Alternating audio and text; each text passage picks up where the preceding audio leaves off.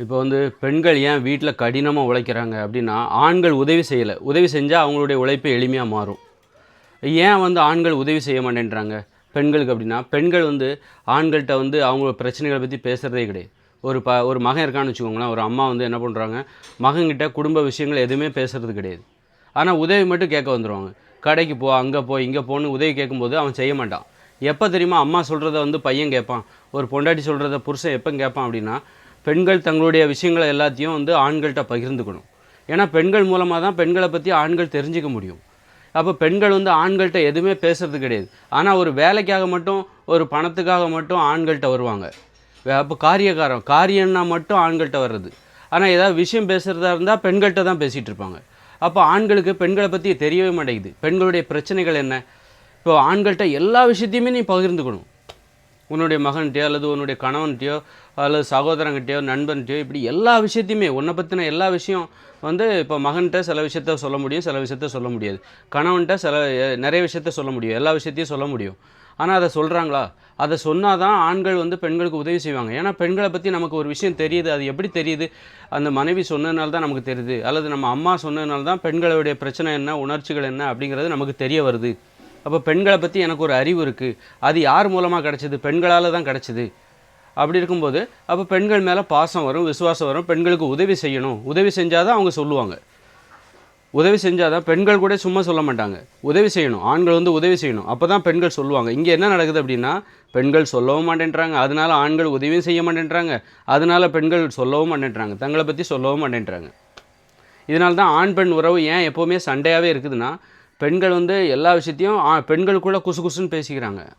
ஆனால் பெண்கள் எதை பேசுகிறாங்க, பெண்களுடைய பிரச்சனை என்ன அப்படிங்கிறது ஆண்களுக்கு சுத்தமாக தெரிய மாட்டேங்குது. எதையுமே சொல்கிறது கிடையாது. அதனால் பெண்களை பற்றின அறிவு ஆண்களுக்கு பூஜ்ஜியமாக இருக்கா? அதனால் பெண்களுக்கு உதவி செய்கிறதுனால என்ன நன்மை? எதுவுமே அவங்கள பற்றி எதுவுமே நம்மகிட்ட சொல்ல மாட்டேன்றாங்கன்னா, உதவினா மட்டும் நம்மகிட்ட வராங்க, உதவி செய்யலைன்னா மட்டும் குறை சொல்கிறாங்க. அப்போ எதனால் என்ன பிரச்சனை அப்படின்னு ஆண்களுக்கும் தெரிய மாட்டேங்குது. அப்போ ஆண்களுக்கு எதனால் பெண்கள் மீது கோபம் வருது? பெண்கள் ஒரு வேலையை சொன்னால் நம்ம ஏன் செய்ய மாட்டேன்றோம்? எதுக்காக பெண்கள் மேலே கோபம் வருது? அவங்க ஒரு வேலை சொன்னால் நம்ம ஏன் செய்ய மாட்டேன்றோம்? அவங்க வேலை சொன்னாலே ஏன் கோபம் வருது அப்படின்னா, இந்த மாதிரி பெண்கள் தங்களுடைய விஷயத்தை எதையுமே ஆண்கள்கிட்ட சொல்கிறது கிடையாது. இது ஒரு முக்கியம். இது ஒரு காரணம். இன்னொரு காரணம் என்னென்னா, இந்த இயந்திர அறிவியல் உலகில் ஆண்கள் தான் பெரியவர்கள். அப்போ பெரியவர்கள்ட்ட போய் நீ உதவி கேட்டால் அவன் எப்படி செய்வான்? ஆண்கள் தான் பெண்கள்கிட்ட உதவி கேட்பாங்க. பெண்கள் தான் ஆண்களுக்கு உதவி செய்யணும். ஏன்னா அது இந்த இயந்திர அறிவியல் உலகம் என்பது செயற்கையானது, செயற்கை விதிமுறைப்படி இயங்கக்கூடியது. இது இயற்கையானது கிடையாது.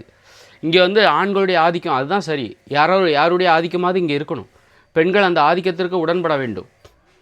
பெண்களுடைய ஆதிக்கம் நிலவ வேண்டுமென்றால் அதற்குன்னு ஒரு உலகம் இருக்குது. இயற்கையோடு இணைந்த மனித வாழ்க்கை 2040க்கு அப்புறம் வரப்போகுது. இந்த இயந்திர அறிவியல் உலகம் 2040 செயலிழக்க போகுது.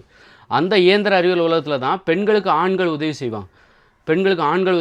பெண்கள் வந்து ஆண்கள் மீது ஆதிக்கம் செலுத்துவார்கள். ரெண்டு பேருமே சமமாக இருக்க முடியாது. யாராவது ஒருத்தர் ஆதிக்கம் செலுத்தினா அதற்கு உதவியாக இன்னொருத்தர் இருக்கணும். இந்த இயந்திர அறிவியல் உலகம் பெரும்பாலும் ஆண்களால் உருவாக்கப்பட்டது, ஆண்களால் பராமரிக்கப்படுகிறது, பாதுகாக்கப்படுகிறது, ஆண்களால் வழிநடத்தப்படுகிறது. ஆண்களுக்கு உதவியாகத்தான் பெண்களால் இருக்க முடியுமே தவிர உதவியாக கூட இருக்க முடியாத ஒரு உலகம்தான். பெண்களால் ஆண்களுக்கு உதவியாக கூட இருக்க முடியாது. ஆண்களுக்கு ஆண்கள் தான் உதவி. அந்த அளவுக்கு இது ஒரு வன்மையான உலகம். அப்படி இருக்கும்போது பெண்கள் வந்து ஆண்கள்கிட்ட உதவியெல்லாம் கேட்கக்கூடாது, உதவி செய்யணும். ஆண்கள் தான் பெண்கள்கிட்ட உதவி செய்யணும், உதவி கேட்கணும். ஏன்னா ஆண்கள் தான் இந்த உலகத்தில் பெரியவர்கள். ஆனால் இயற்கை விதிமுறைப்படி பெண்கள் தான் பெரியவர்கள். பெண்கள்னால் கடவுள்னு அர்த்தம். ஆண்கள்னால் இயற்கை விதிமுறைப்படி பெரியவர்களாக இருக்கிற அந்த பெண்களுக்கு உதவி செய்யக்கூடியவர்கள். பெரியவர்கள்னால் யாருன்னா கடவுள். யாரெல்லாம் பெரியவர்களோ அவர்கள் எல்லாருமே கடவுள். பெண்கள் வந்து இயல்பாகவே அவங்க இப்போ ஒரு 100 வயசு ஆம்பளைக்கு கூட 1 வயசு பெண் குழந்தை வந்து கடவுள் தான், பெரியவர் தான். பெண்ணுனாலே பெரியவர். வயசு வித்தியாசம்லாம் ஆண்களுக்குள்ளாக தான், பெண்களுக்குள்ளாக தான்.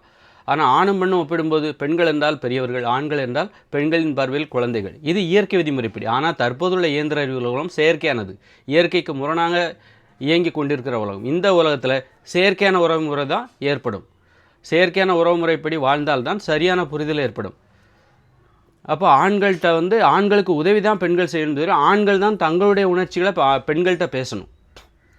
இப்போ தங்களுடைய உணர்வுகளை பெண்களிடம் பேச வேண்டும். பார்த்திங்கன்னா நல்லா தெரிஞ்சிருக்கும், ஆண்கள் தான் பெண்கள்கிட்ட பேசுவாங்க. ஆண்களால் பெண்கள் பேசுகிறதெல்லாம் கேட்க முடியாது. அப்போ அப்படி இருக்கும்போது பெண்கள் வந்து ஆண்கள்கிட்ட அதிகமாக பேசிக்கிட்டே இருக்காங்க அப்படின்னா என்ன அர்த்தம்? பணிவு இல்லைன்னு அர்த்தம். பெண்கள்கிட்ட பணிவு இல்லை, இந்த உலகத்தை அவங்க புரிஞ்சிக்கலை, இந்த செயற்கையான உலகத்திற்கு தந்தார் போன்று அவர்கள் தங்களை மாற்றிக்கொள்ளவில்லை.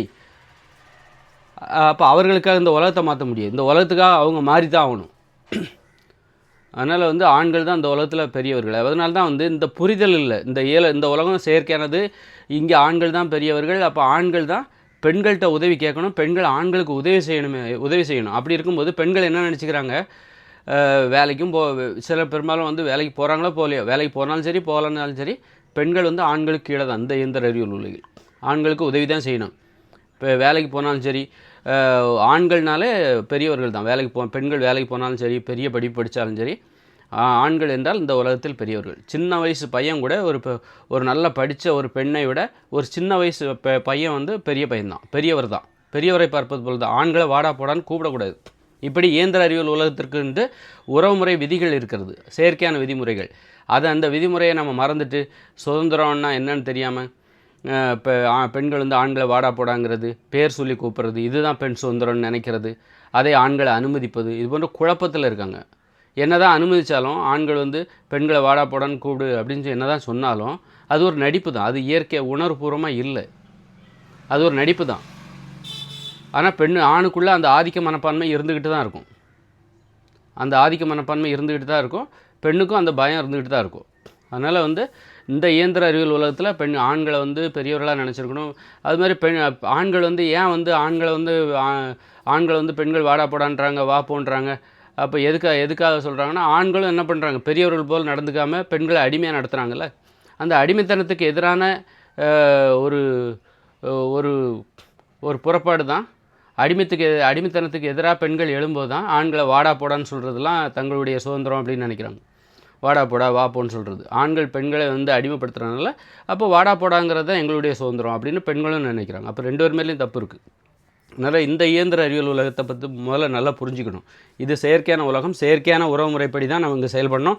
ஆணாதிக்கம் தான் சரியானது, ஆண் சர்வாதிகாரம் தான் தவறானது.